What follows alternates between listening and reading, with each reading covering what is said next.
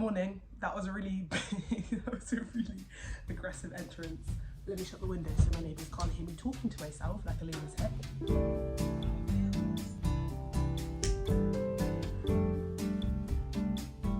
How are we doing? Back in the UK, not a fan. Not a fucking fan. Headband, yeah or no? Kind of matches the pink background. Let's pop her on. Today we're going to the studio and I thought I'd take you along with me because I keep telling you knitwear this, knitwear that, but you've not actually seen me in the studio. So that telling me, so get back in there. I'm so sorry, everyone. I'm also wearing the most filthy shirt. If you look too close, you'll see all of my like dinner from last night and makeup that was on my neck just like smeared all over, so don't look too close. Today I'm working on my own stuff. So let me just summarize my working situation because I feel like even my friends and family don't know this, let alone strangers on the internet that might come across this video. I am a knitwear designer and I work for Asora London, which is run by Rose, and I'm a knitwear intern, now freelancer with Asora. And then I'm also trying to start my own brand on the side because I just want like something of my own to put out into the universe and like kind of make money from if possible. If not, it's fine, I'll break even and I'll just keep making stuff for funsies. And then I also do casting freelance on the side, hopefully full-time in the future. What else? I don't really have much to catch you up on. Actually, I have notes today, guys. I've come prepared. Not that anyone actually asked for it, but I'm giving you what I've been reading / watch because I watched the most incredible movie last night. So I watched a video by, this is testing my memory, I think her name's Mina Rome or something like that, and she basically does video essays, and as you know, we're reading essays / poems / articles every day, and I found her videos a really good starting point because she references lots of other articles, blah blah blah blah blah, analysis of stuff, and puts it into video format and deep dives into a topic of choice. And in one of her last videos, she mentioned something called third spaces. And this is not a concept I've heard of before, but it makes a lot of sense. A third space is essentially where you go to hang out, but for no real purpose. Like you've got places like work, where you work. You've got places like home, where you sleep and you eat. But somewhere like the pub, the cinema, the park, a club, like those are third spaces where you just kind of integrate. She mentioned the Broiler House Society, and it was essentially by Patrick Golding, and chickens back in the day used to free range, you know, they're hopping about, clucking about, flapping about in a farmyard, and they kind of are connected to the natural world. You know, they sleep and wake up when the sun comes up, the sun comes down, you got the rooster cuckoo cuckoo cuckoo in the morning. Like, they're very connected to nature, they're free, do as they wish, they're eating healthy, eating crops, I don't know what chickens eat, but they're eating as they wish and they're free range. Now in modern society, chicks are artificially hatched under like UV lights or whatever, and they have artificial day and night, and it's just very artificial and it's controlled by humans. So let me do my foundation quickly, but in a sec I'm going to quote what he said exactly because I think he words it really beautifully of kind of the comparison between us and chicken. And before I read that out to you, it's kind of funny that I was so drawn. Like, this video was what, 40+ minutes long, and this is the thing that stood out to me commenting on third places. I have a really weird, anyone who knows me is going to be like, fucking hell, here goes Jen talking about the chickens again. I do really think we're very parallel to chickens, and in my final project at college, actually, it was all about the mother hen and how there are like parallels in this sounds fucking ridiculous. Sidetrack. I'm making these videos to talk to my family and friends, but they're now reaching people I don't know, and that is not what I anticipated. Like, obviously that was bound to happen because I'm putting them on the internet, but like when someone comments like, oh slay, like, or if someone asks you like, how do you edit your YouTube video? Someone asked me last week like, what was that smoke? And obviously, as you saw earlier, I burn incense as I do my makeup, but it's just like rotted, like people that I don't know are watching my videos. A little bit scary. Anyway, let me read out this passage to you before I get completely sidetracked. Tell me what you want, tell me what you like. What's that? Me with the Broiler house man, living on what is often tasteless and flavourless food, lives a life which is increasingly better organised but becoming tasteless and flavourless as is food. But most importantly, free ranging is being curtailed? I don't know how to say that word. We are well on the way, Golding contends, to a lifestyle in which we live in one small cell and connected to another small cell where we work via commuting, yet another small cell of the domestic cell, Golding suggests. And I don't remember when this is written, but it's kind of interesting that he says that, because now we live in a world where even I am like, my work isn't even in another cell. My work is over there, and I sit and I do my stuff on my laptop, and then this is my sleeping cell, and then my food cell is over there. We're all living in studios and one bedroom apartments. Most of us are not settling down till later in life, compared to when we used to have more communal living when we got married and had kids at younger ages. So we're living on our ones. Our work is now remote, and we're just confined to these spaces. And then you can do everything from your house. You can work, you can sleep, you can eat, you can socialise, you can FaceTime someone and call that socialising. So it kind of is insinuating there's this lack of third space. Another quote from him was, "The Englishman's home today is not his castle.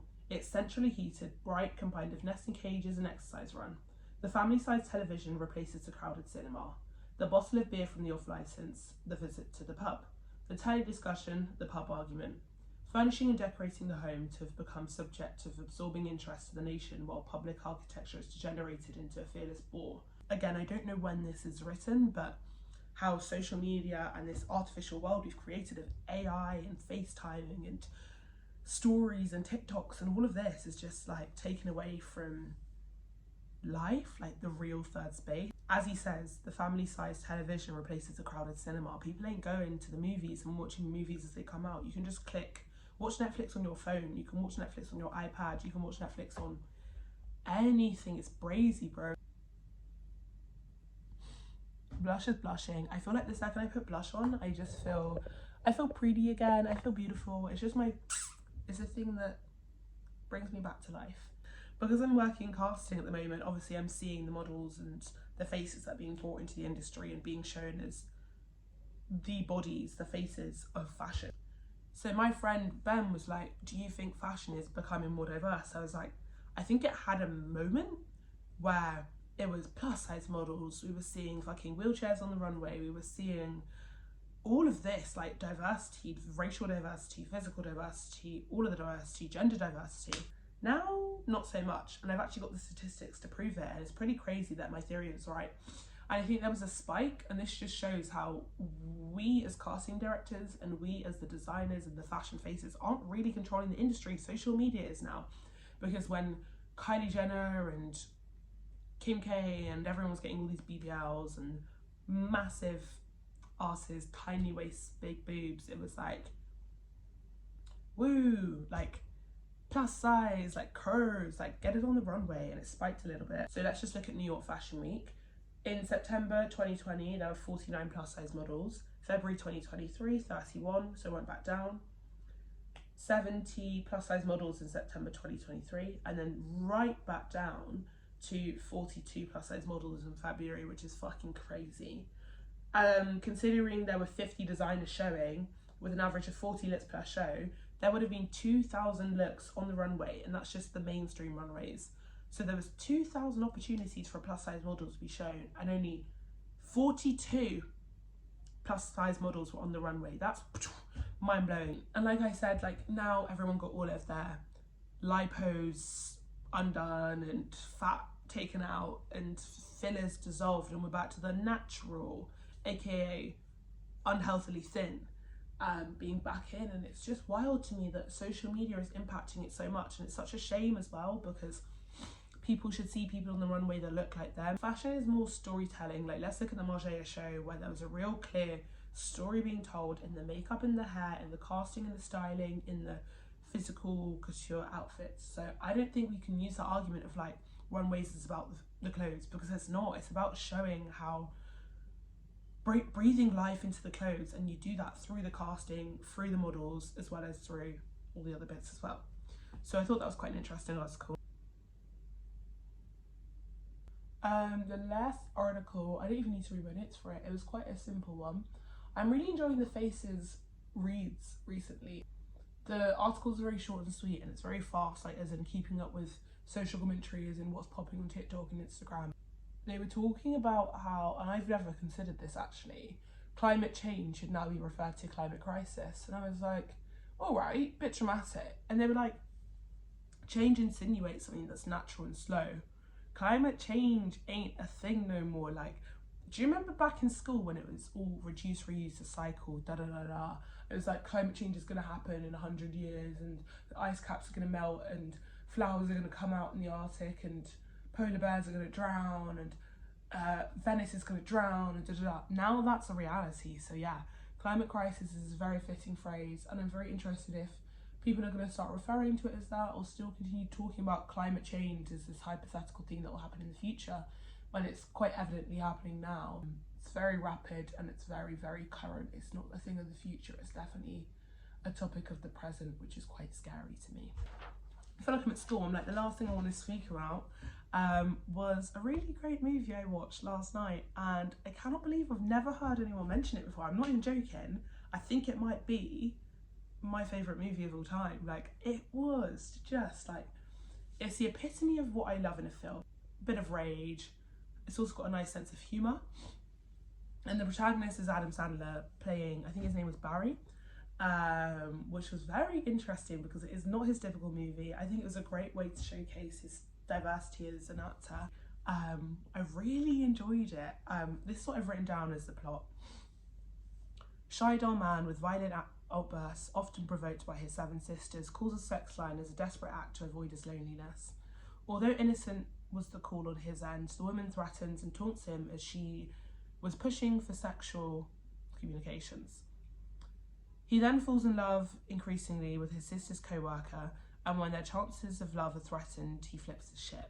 That was just like brief notes that I've strung together as a paragraph. However, the plot wasn't that profound, it wasn't that crazy, but what was engaging was how the characters are unwell. They're either horrible or crazy or violent or something's wrong with them, but you sympathise for them, and it's almost this mental battle of being scared of Barry and also feeling sympathetic towards him, which I thought was really, really interesting. I've not really felt that way about a character in a while, at least. I also loved the score. Like this, I saw a TikTok about it because obviously I like to know everyone's opinions on a movie after I've watched it, so I can see what the general consensus is. Like, was it a good movie or a bad one? First of all, I didn't see very much spoken about this movie, so I'm guessing I found an underrated indie underground film. I really haven't. It's obviously quite a big film. But yeah, it was interesting that the first video I saw was about how the score was terrible, and I was like, it made me uncomfortable, and I've not really, again, felt a score that was so, it wasn't unpredictable. It's what you would expect the score to be because it was quite an unhinged film, but it very much had me on edge. I was like, whoa, this is weird. Like, I don't know what's going to happen. I'm battling this fear versus sympathy towards Barry, and it's a really cool film. Yeah, I really enjoyed it. It was quite funny, it was quite silly, it was not realistic, it was quite chaotic, but perfect. Like, that's what I want in a film. I don't want to know what's happening. I don't want to know the mental state of said person. It was just really funny and really interesting and pretty crazy. So that's my last little media recommendation for you. I'm like a 5-minute walk away and it's 12, so I'm gonna be home in a sec, but whatever. I'm just in this area where I like knit, and look how much of like a residential little ghost town it is. It doesn't really feel like London when I come here, but it's still literally zone 2, quite central. It's like E2, I think the postcode is. So yeah, it's like Bethnal Green, Cambridge Heath area. I got really ate down, it's very pretty, and the sun is shining, but my hair is frizzy.